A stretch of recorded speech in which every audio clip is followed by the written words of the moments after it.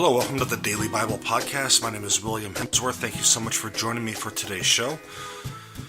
Well, you may have noticed there was no show yesterday. It's because yesterday was Sunday, and I just don't do any shows on Sunday, so that way we could worship as a family and all that good stuff. But today we're continuing on in Matthew chapter 13, and we're going to look at verses 34 and 35 today.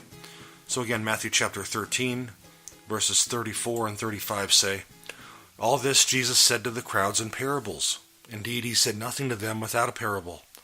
This was to fulfill what was spoken by the prophet. I will open my mouth in parables.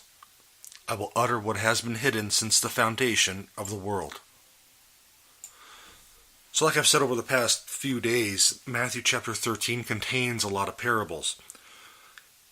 And as I said in previous episodes before, Matthew is very particular in referencing Old Testament passages that find their fulfillment in Christ.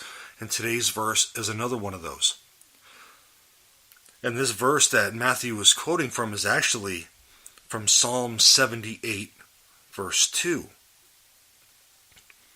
And many of the Psalms are written by King David, but there's some Psalms that are written by others.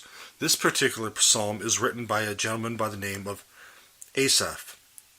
Now what's interesting about Asaph is that in 2 Chronicles 29:30, he's referenced as a prophet, especially in the Septuagint, in the Greek version of the Old Testament, which is what Jesus quoted from a majority of the time, and it's what Matthew quotes from a majority of the time as well.